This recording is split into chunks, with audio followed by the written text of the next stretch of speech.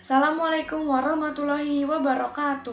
Halo teman-teman dan Pak Mamudin, saya Delia Amanda Putri dari kelas 6A akan menceritakan tentang kisah keteladanan Nabi Muhammad SAW. Nabi Muhammad SAW lahir dari pasangan Abdullah bin Abdul Muthalib dan Aminah binti Wahab.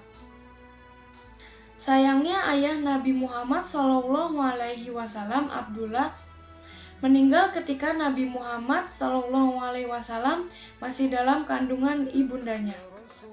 Jadi dia telah menjadi yatim pada saat dirinya belum dilahirkan.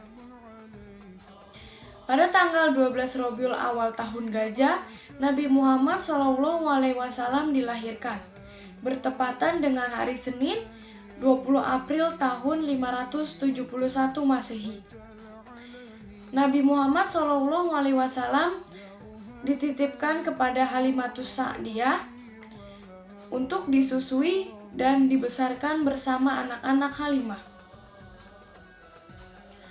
Nabi Muhammad SAW menjadi yatim piatu ketika masih berusia 6 tahun. Ketika berusia 6 tahun, Muhammad kecil diajak ibundanya untuk mengunjungi makam sang ayah. Sayangnya, saat perjalanan pulang, sang ibu meninggal dunia. Hingga Nabi Muhammad menjadi yatim piatu pada usia 6 tahun. Setelah itu Muhammad kecil diasuh oleh kakeknya Abdul Muthalib. Namun ia harus kehilangan orang terkasihnya lagi. Hingga 2 tahun kemudian sang kakek juga meninggal. Maka Nabi Muhammad SAW yang baru berusia 8 tahun tersebut ikut pamannya yang bernama Abu Thalib. Abu Thalib bukanlah orang yang kaya, sehingga untuk membantu pamannya Muhammad kecil ikut mengembala hewan ternak. Lalu ketika sudah cukup dewasa, dia ikut berdagang bersama pamannya dengan mengambil barang dagangan dari seorang janda kaya yang bernama Siti Khadijah binti Khuwailid. Dalam kesehariannya, Nabi Muhammad SAW merupakan sosok jujur dan pekerja keras. Banyak orang yang terkagum-kagum akan akhlaknya, tak terkecuali saat berdagang.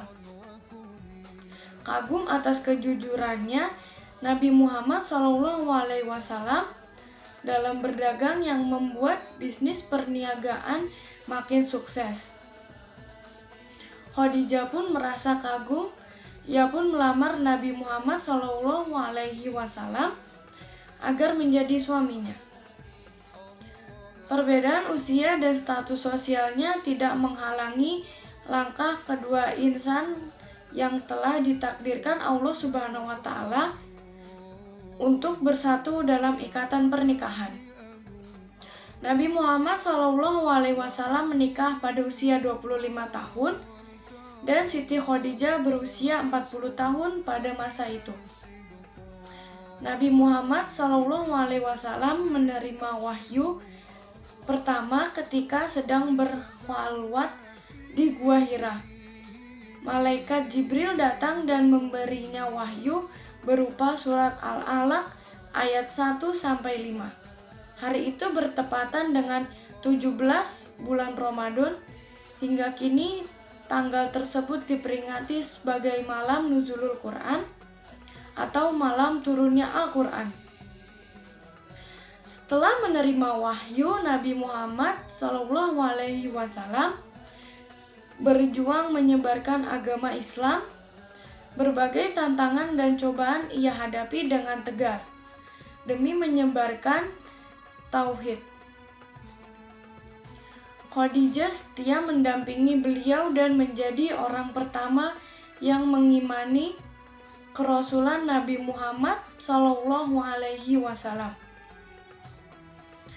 Dan Nabi Muhammad SAW